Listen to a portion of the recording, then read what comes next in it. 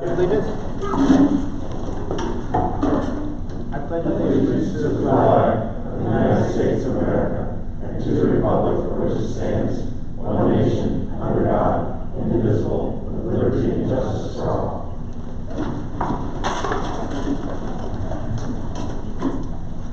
I'd like the minutes to reflect that we have an executive session before the meeting tonight for personnel items.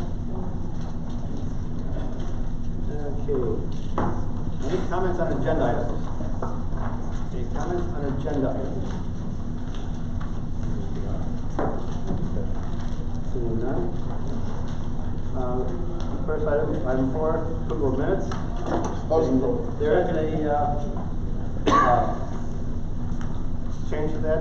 That should include that we announced that we were holding an executive session after the board meeting and would not be returning. So we make that change to it.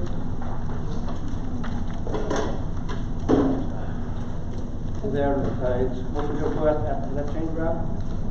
Speak up a little bit, I can't hear you. Sorry.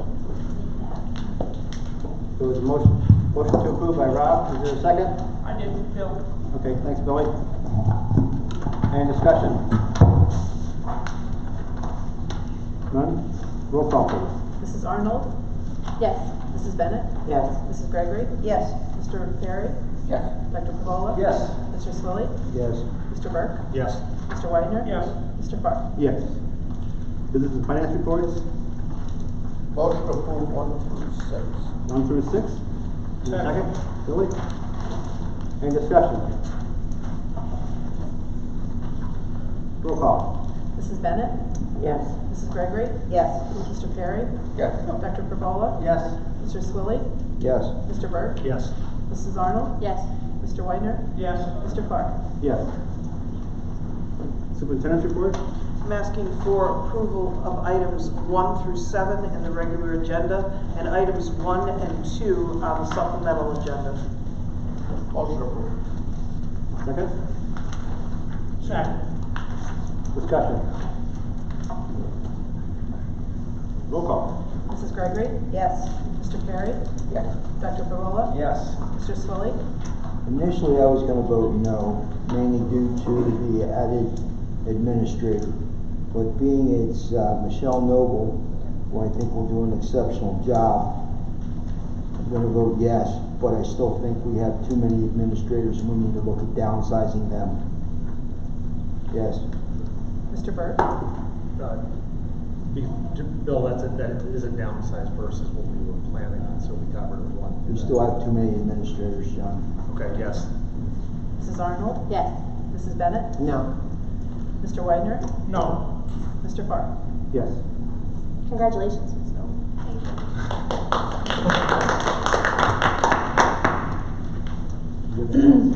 I just wanted to announce that there have been some local folks that have made application for us to be the recipient of the healing, the wall that heals. This was down in Wilkes-Barre this fall, and we have been looking at making an application for that, so to bring it here. And it would be here, the window is next the late April and early May. And so I just wanted to let folks know that that is in the works, in the process. Hopefully we will be approved and we will be able to bring that home. And just to piggyback on that, it's quite the undertaking. Like, this isn't just, it shows up, it's here for a week and it goes. Like, it has to be lit all the time, it has to be guarded all the time, and it would be not at an expense to the school because there's other groups in the community that are participating in this. The Legion wants to participate, and you know, it's quite the. It's going to be great if this all comes together. I'm really excited. It's been spearheaded by Charlotte Kukuch Funeral Homes. Yes, the Charlotte Kukuch Funeral Homes. So just pleased about that and wanted to make the public aware of it. Thank you.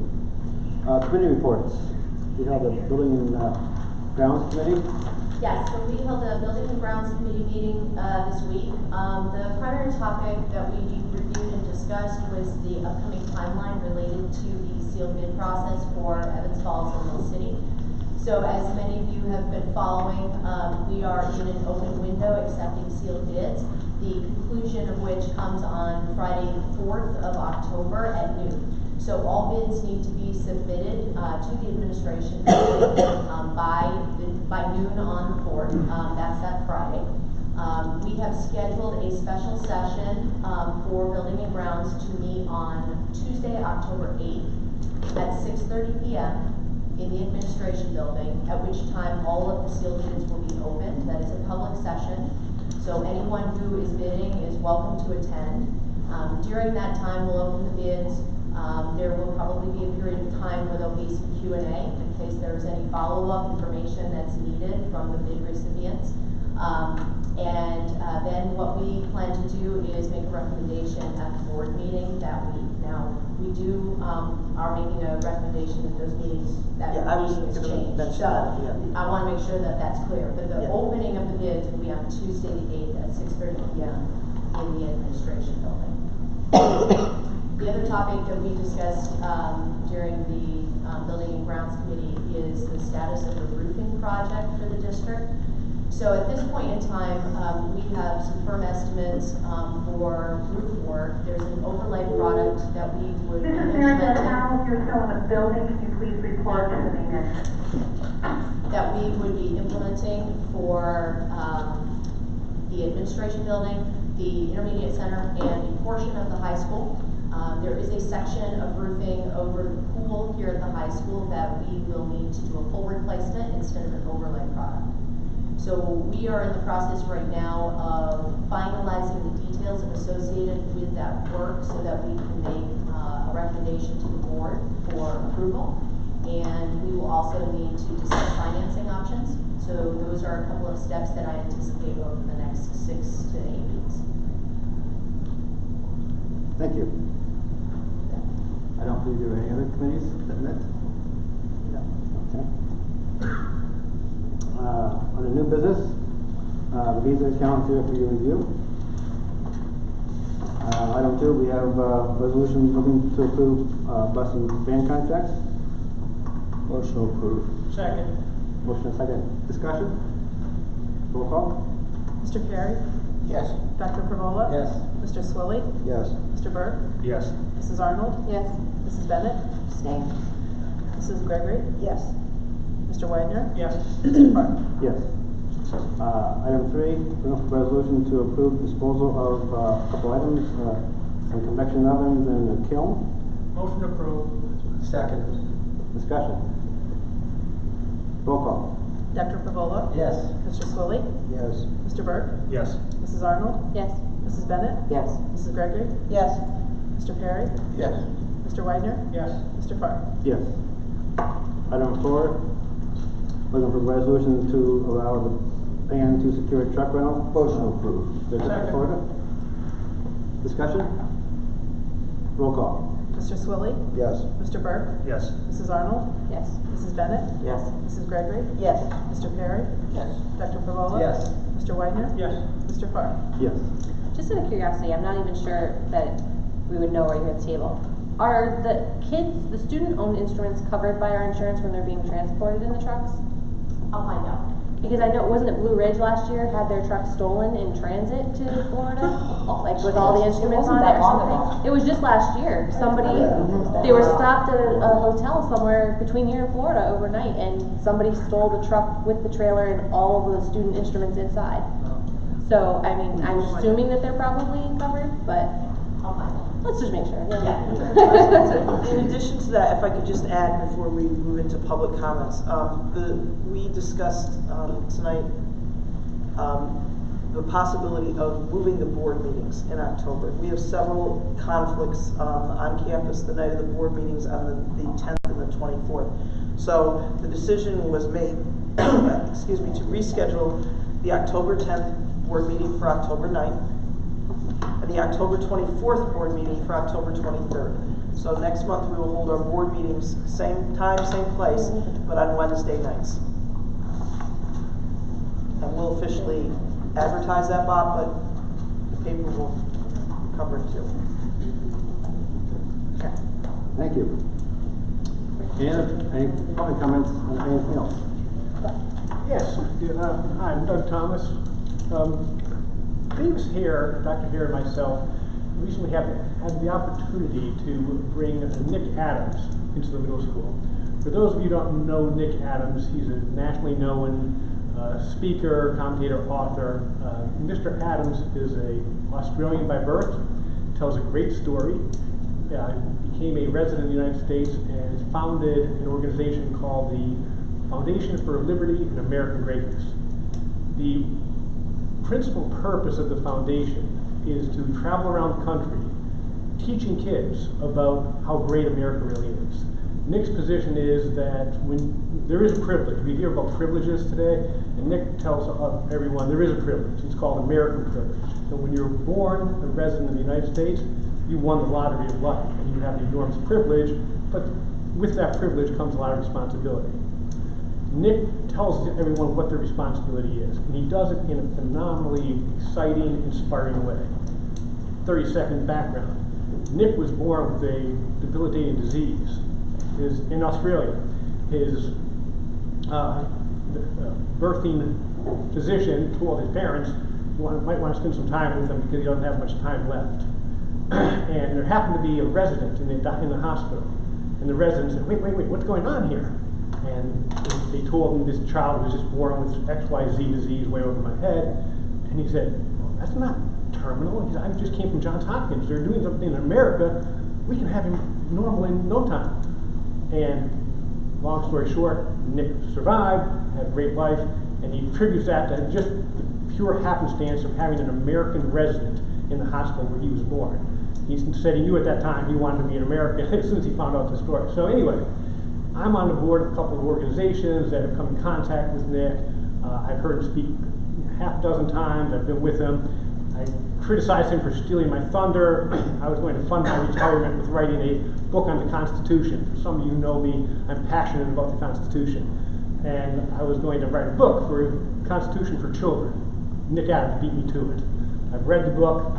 Could be improved, so I saw some possibility, but it's a great book and every third grader should have it. So because of my experience and my knowledge, I introduced Dr. Hare to Nick this summer.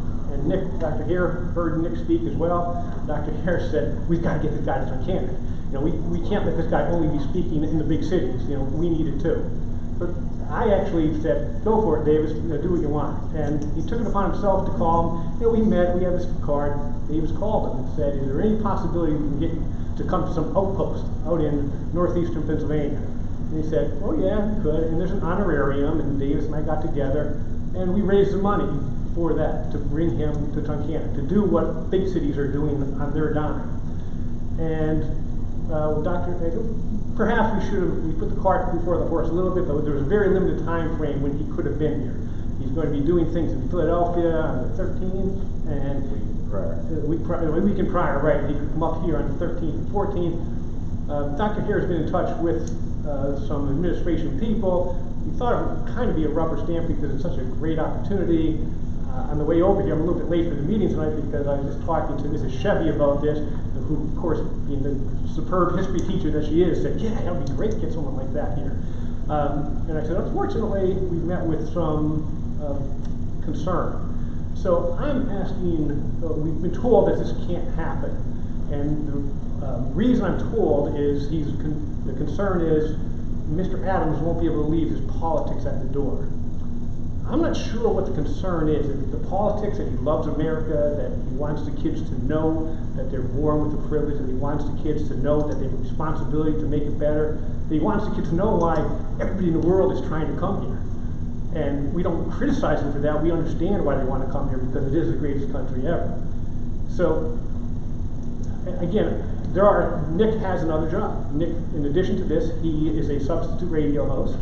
He's nationally renowned. I suspect he'll have his own radio show someday. He's a regular on at Sinclair Communications. You might have heard of them. They syndicate Dave Ramsey, Dr. Laura, Mark Levin. Just about everybody comes from that company. So, is he somehow affiliated with some people who are political? Absolutely. Who isn't? Who among us isn't? Who among us doesn't know someone? Who among us doesn't work with someone who has some political views that people might not agree with? Flag is not that. And I told him I can give any one of you Nick's phone number and he'll take the call. And he'll tell you what he does, and what he speaks, and what he says to these kids. And I'll tell you, every one of you, if we can get him here, every one of you should be at it, and I'll guarantee you'll walk out of there inspired and be thankful that you're an American. So my question is it possible that we might reconsider the decision not to allow him to come? Now, he's coming to town anyway because we paid for him. And what's going to happen if he doesn't come to Duncannon, which is a shame? As some of you know, two kids come through school here. My third went to Wyoming Seminary. People down there will be thrilled to have him after something like that. Those kids are getting all these benefits anyway. They don't need this. They get these things every day. I would love to be able to give the kids of Duncannon something that these kids are getting. And I would just hope that you could reconsider and tell us it's okay. It would be a 90-minute, an hour? I'm not sure exactly to the extent of his presentation. I will share with you that this is an honorarium of over $5,000 at no cost to the school. We've raised that through contacting other civic leaders in the community.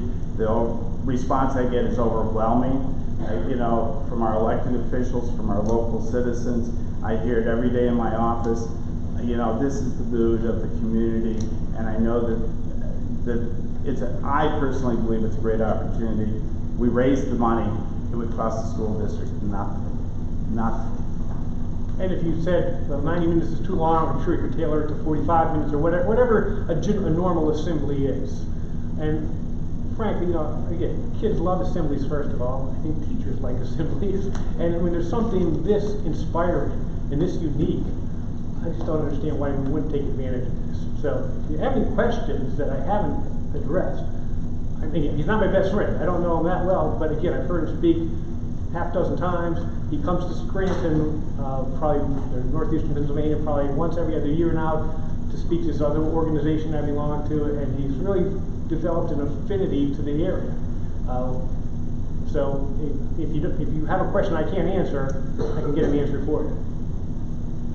So I don't know what the next step would be, but we would just hope that you would reconsider and say, okay, yeah, why not? Why wouldn't we want this guy here? Any questions? So you're proposing that he comes during the school day? Yes, absolutely. That's what he does. So it's not a community. It's not a community thing at all. His thing is about teaching kids. He's concerned that kids are growing up today not understanding how great how great America is. And I don't think anyone here can deny that. We see it every day. There are kids who don't understand it. If you have any kids who are going to college or on college campuses, you know this. You know that kids are being told it's not a great place. And he's the first to acknowledge, yeah, there are problems, but look at the problems that America's faced in the past, and look how they've overcome them where other countries haven't. And again, this is why everybody in the world wants to come here. So yes, he goes. This is what Flag does. flag goes into schools, does assemblies for kids. Excuse the interruption, we would like to thank the parents and families, guardians for coming out this evening to meet with the teachers. We will be closing up the parent-teacher conferences at 8 p.m. So we have about 10 minutes to round up your conversation. If you'd like to make an appointment or use the email to make an appointment in the future, we invite you to do that. We'll be closing the doors at 8 p.m. Thank you. So this is what he does. He goes to schools around the country. I spoke with some of you on the board, and you said, you know, find out what schools he's been at. Check his website. I mean, I don't know personally, but this is what he does. You go on Flag's website, you'll see it, or you contact Flag, and they'll tell you what schools he's been to. But it's not, as I joked with some of the gentlemen here, it's not like this guy started in Forest City and he's heading west.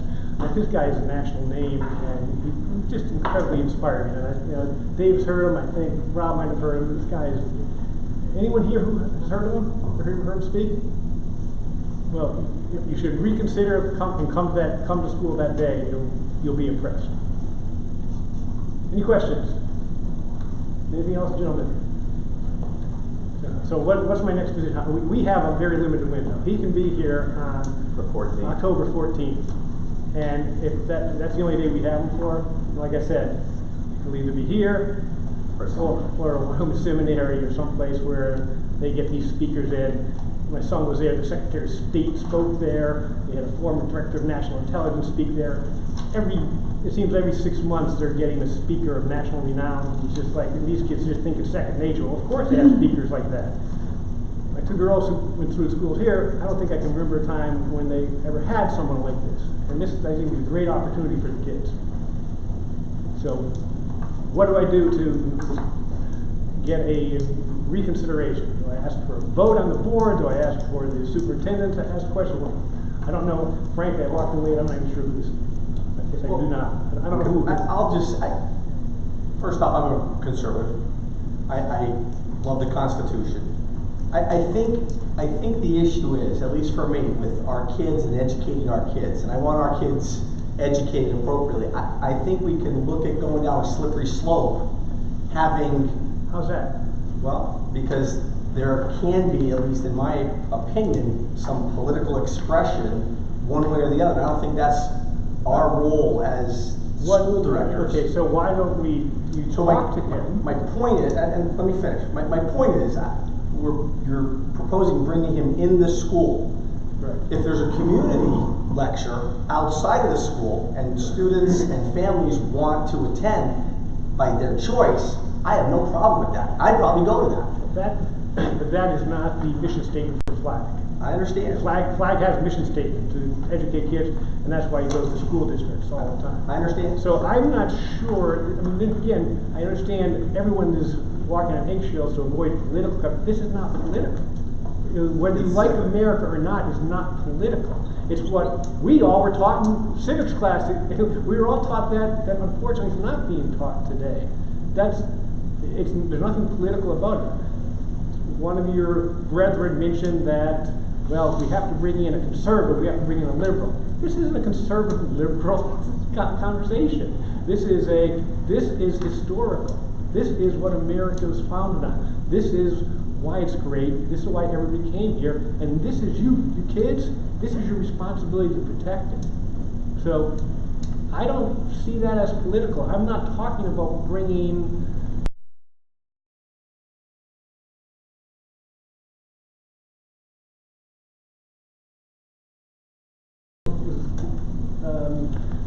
Ben Shapiro. We're not talking about bringing Ben Shapiro on the campus and having all kinds of security concerns. We're talking about bringing by and large, an apolitical organization on the campus and teaching the kids. Well, when you called me, I looked at his website. Sorry? I looked at his website. Couldn't find any schools listed that he's been at. I'll give you his number. I don't know what references are there. But I looked at various articles online with him, and I mean, there's certainly a political bent to it. In his other conservative, job. I'm conservative too. In his other job? I don't disagree with a lot of what he says, but there's definitely a political bent to it. To Flag or to him? Not to him. Flag, certainly not. I would disagree with you on that. Flag does not have a. There's not enough on Flag's website to tell me one way or the other. Well, I think. I looked at it, I didn't see anything that would tell me one way or the other. Well, doesn't that tell you it's neutral? Not necessarily, no. Yeah, well, if I could. Lack of information doesn't. If you're the, I mean, can I invite you to call him and ask him what it would entail? Can I get him to call you and tell him what he speaks about and what he does? It's just a shame that we're gonna deprive these kids an opportunity to get something that, you know, the big schools, the rich schools get every day, every year. We're gonna deprive our kids that opportunity. It's really unfortunate. Because we're afraid, we get references, and they give us a whole list usually. Okay, well. I didn't see any. Well, again, this came up in short notice, there's no question about that. We didn't know when he was gonna be in town, we did everything we could to make it happen real quickly. We're still making calls. If you would like to speak to him, if the superintendent would like to speak to him, we can arrange that. We can get you the slideshow he does, the PowerPoint presentation he does, we can get you all of that stuff. But it's just you know, it's not the same coming from me or you, or from a teacher. This guy's got this Aussie accent, he's flamboyant, he runs around the stage, and he makes you listen. And you make the kids laugh, and he makes fun of himself, he's incredibly self-deprecating, and you make them laugh, and he would learn, and they walk away with a real good message that sometimes is sorely lacking in schools today. But your decision. If you say no, you say no, but I just telling you to all go home tonight thinking how unfortunate it is that you deprived a group of middle schoolers of a great opportunity that we're going to be turning over to. I mean, I'll be honest, I would love my kids to be able to see him. I had no clue about any of this or even who he was prior to right before coming in this meeting, because I was one of maybe 4 board members that weren't contacted by anybody to talk about it in advance. But the problem is, you can't say just day job. Again, I'm also very conservative. There's no question about that. But you can't separate, because if Rachel Maddow had a non-political program that she wanted to bring in, you bet I'd be absolutely no on that. You know, even if it wasn't a political program, you can't be separated in this day and age from what you put out on Twitter, on Facebook, and all those things. And that does make some situations politically divisive, and that it's not the place to have that in school where the kids don't even have an option whether to attend. If it was a community program, I'd be there in the front row with my kids. But that's not what it is. Let's go with the Rachel Maddow example. If she had a foundation that was geared towards kids and teaching kids, and you saw this is what they wanted, you wouldn't want them to see it? If this was a foundation, if you thought the message of the foundation was good, I mean, I think she's a little crazy, but I respect her. I think she would do what she told you she was going to do. If I liked the foundation, and she was going to be at the D-Trick on a Monday night where I could choose to take my kid or not, but I wouldn't be happy if my kid were, if I just found out that's where they went that day. And so you do understand that the students are being exposed to political concepts every day of the week, 5 days a week, in this building and in others, right? Yes. And we're okay with that? No, we've actually recently talked about that. Well, what have we done? I'm not suggesting we fire teachers. I'm suggesting that we give them an opportunity to know that America's they have great opportunities. And there's a reason my 3rd child didn't go there. It was because of that. It was because of the incredible political bias they were being exposed to. And they weren't being taught what they needed to, what I felt they needed to learn. I'll give you a little example of that. Gloria Chevy is one of the best teachers my kids ever had. And she's a great history teacher, but I'll tell you, history was sorely lacking. Kids didn't know about America. My kids called AP History AP Study Hall because they didn't do anything. My 2 girls called AP World History AP Communism because the teacher said communism is far superior concept than capitalism, so why would we teach it?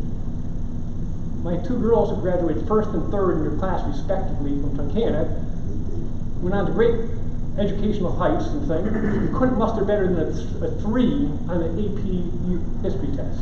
My son, who's pretty much a B+ student, he got a 5. So I said, something's wrong. Something's wrong with why was he exposed to so much more? Why does he understand?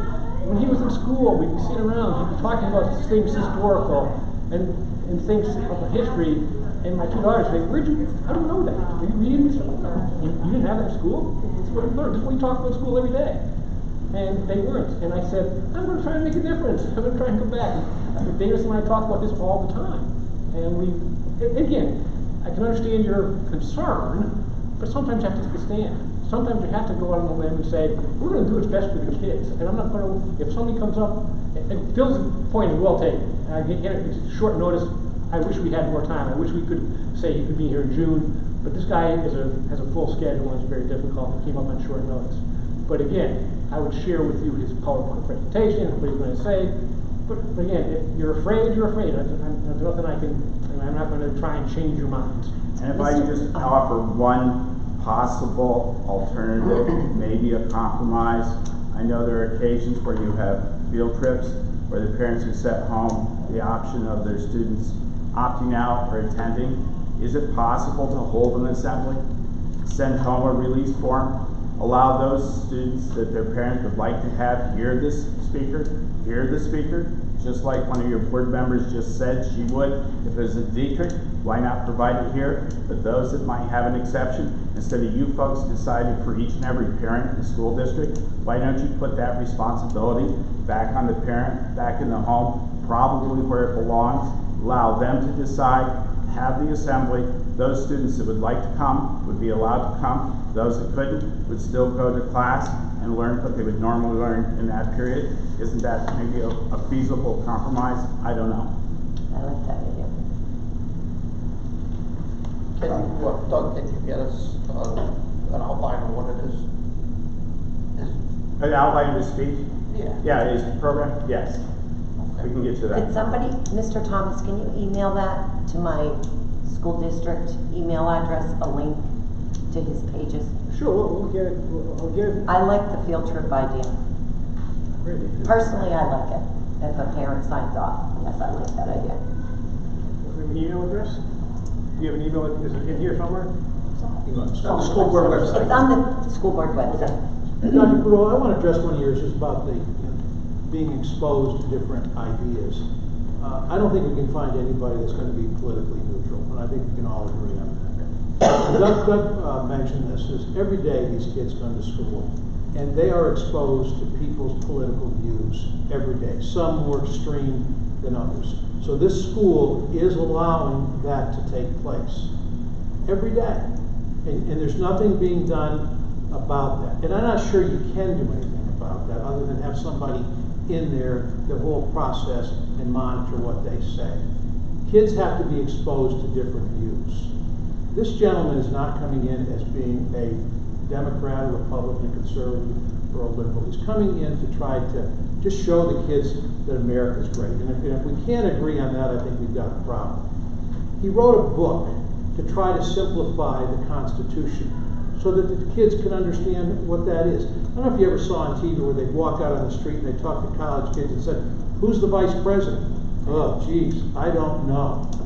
I mean, that's sad. It's very frustrating. That's usually a Waters world. Yeah, but it's very frustrating to see that children don't even know some of the basic things about our country, how it runs, how it works.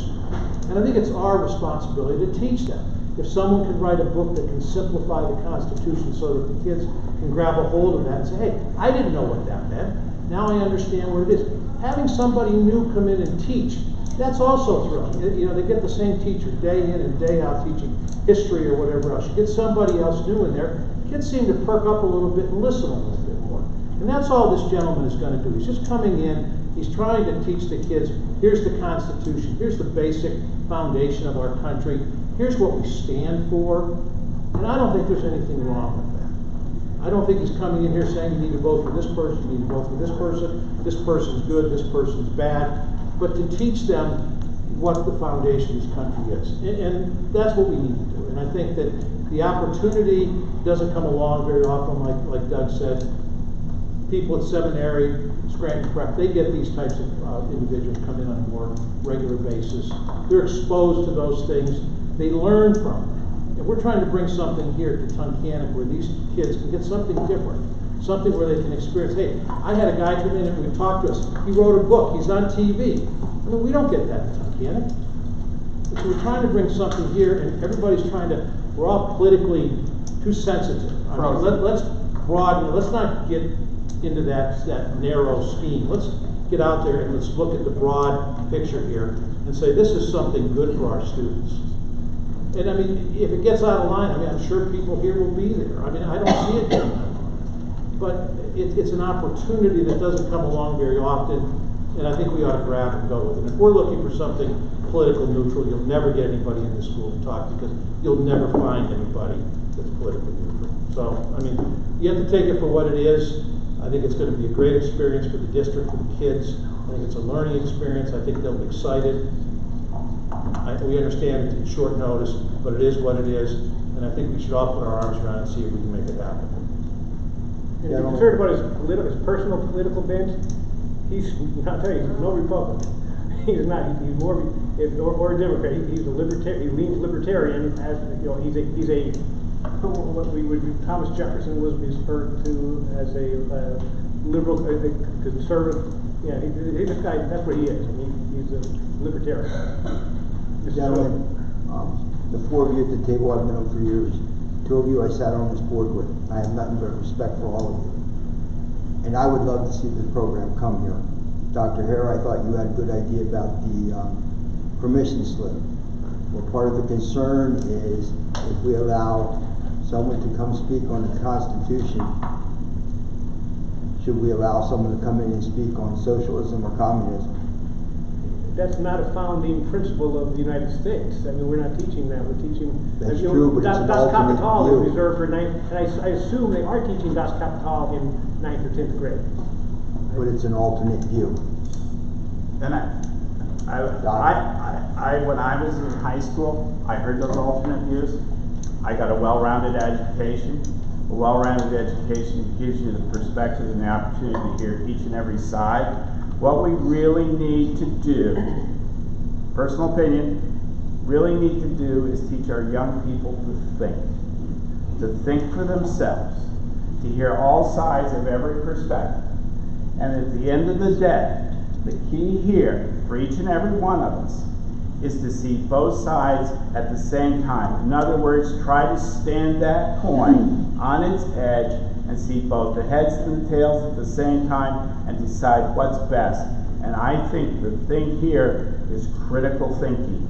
And critical thinking comes from hearing each and every side. And I gotta tell you, I have no problem with somebody coming in and talking socialism. There's a difference between talking and preaching. And the kids need to know what socialism is. They need to know what capitalism is. They need to know what communism is. They need to know what a dictatorship is. They need to know what a democracy is. They need to know what a republic is. They need to know these things. Because someday, hopefully, in this country, they will still have that opportunity to walk into a voting booth and pull that lever for their person and the philosophy they think will serve them and their country best. The only way that we'll be able to do that and achieve that is with information. And that comes basically, that's your job, is to educate not only one perspective, but all perspectives. And so I still think that you folks share a big responsibility up there. I'm glad I'm not up there. I'd much rather be here. But I think, in all fairness to you, the ultimate decision for something like this belongs in the home. The home, the parents to decide whether they think this is something that's appropriate for their children to hear. And if they do, they sign a release, they allow their children to go to the assembly. If they don't think it's appropriate, it doesn't belong in the school, it essentially isn't in the school because their children are in the classroom. So that's the compromise I would offer, I would suggest. I would duly appreciate it if you give it fair due consideration. I would just like to disagree with one thing Dr. Harris said. Oh, yeah, this can go back. There's no sides here. It's not one side of it. It really is. And I agree with everything you said about kids need to learn in history class. But this is an inspirational moment. There's no sides. It's like having a pep rally. I mean, when you have a pep rally, before we play Abington Heights in volleyball, do we have to bring the Abington Heights coach in and say, well, we have good kids too? This isn't about that. This is about rallying around principles that are true, that are objectively true.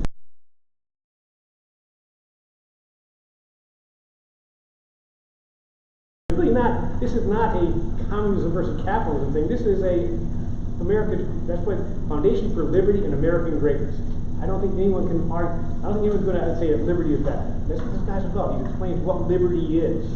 Too many kids today have no idea what liberty really means. It's a word. It's something that, the statute's named after it in Harvard. They don't know what it is. And we'll talk about that and talk about, again. But your call. I personally agree with Dr. Hare with the parental release to go to an assembly. I'm inclined to Regardless think, what the rest of the board thinks, that's my personal opinion. I agree with the. I agree that it's a signed by decision to be parent. made at home, and that's why I really wish that this could be seen as a community event. I wish that was a possibility, because then the parents actually could make that decision and attend with their kids, and it's a full conversation. We're gonna open doors that are just not appropriate for the school to be getting involved with. Our goal is to educate the kids, and like I said, I've never heard of the guy, so I'm not gonna sit here and get called out for saying I agree with everything that he's ever said, because I don't know everything that he's ever said, but I have seen some of the things quickly that he's posted online and things like that, things that are kind of divisive and controversial, and things that you can say that his program isn't that, but you and I both know, with all due respect, that is not how that is going to go down. And I think it's all how it's presented. I just, just to counter what Lori says, I don't think even that the permission slip, that would certainly be better than just having it as an assembly that everybody was just expected to go to. But the ideal situation would be that it's a community event that parents can choose to attend with their kids and get that message out in that way. If they went to Wyoming Seminary and it was something that I could take my kids to, you bet I'd be there. If it was at the Dietrich, even if it was here in the evening, I'd be there, because I do think it's an important message. I don't want to be a hypocrite, and I know how I would feel if the shoe was on the other foot. So that's my personal thought. You mean if you were someone who didn't like you really thought America was a troublesome place and was built on? No, if I didn't believe in his other politics, if I didn't possibly agree or have any kind of correlation with the other things that he posts that is divisive or controversial. It's not the school's role to be picking sides in a controversial situation, and I don't want to have to sit here and say that I would be okay with somebody coming in who had very polarizing thoughts on a side I didn't agree with, that should come in. So I have no problem with this guy. I just don't want to be a hypocrite personally. So that's where I'm at. Would you be interested in talking, is Gloria Chevy still the head of the history department, or should she relinquish that position? She's a teacher in the social studies.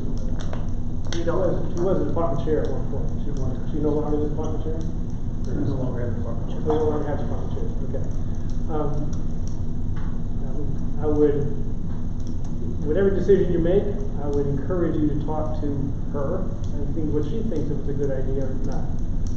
Is Rob Kushke in that department as well? I encourage you to talk to Rob Kushke to see if he thinks it's a good idea. We rely on our teachers to teach our kids, 6 hours a day, 5 days a week. Maybe we should rely on them for some guidance here as well. Can you email all of us the information? Because I also was somebody who didn't know anything about this, so. Sorry, I didn't know you. That's okay, and that's okay, but if you can send it to all of us when you're sending it, that way we all have the information as well. Sure. To make an educated decision on what Do you have the PowerPoints? I can. It changes from place to place, but I can get the recent one that he's done, sure. And we have somebody in, no matter what we bring it in, we want to know what the content's going to be. Sure. We need to review it. I would think that you would be more than happy to supply that. And the other thing you talk about, slippery slopes. Slippery slope is where do you draw the line? Obviously, he has a political agenda. Do we bring in somebody that was former Secretary of State who served under an administration? Would you turn that person down because they worked under a Democratic administration? It's just a thought.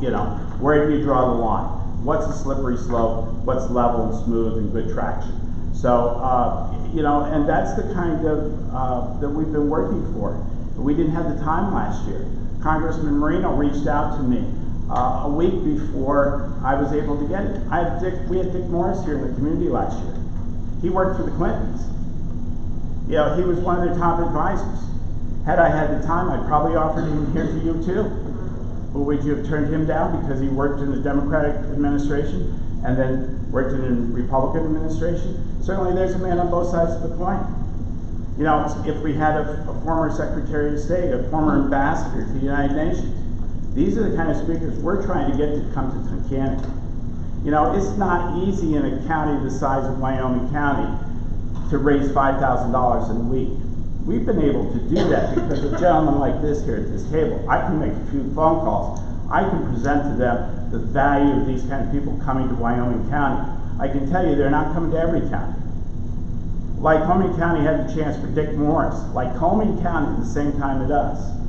They couldn't raise the $5,000. We raised it in 5 days.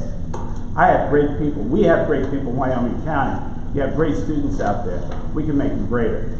And one of the ways that I believe to do that is expose them to more of this kind of thing. That's what I'm going to continue to work to do. Whatever you can help us to do that, I would certainly appreciate. I think the community would, and I think it will serve the kids better as we move forward.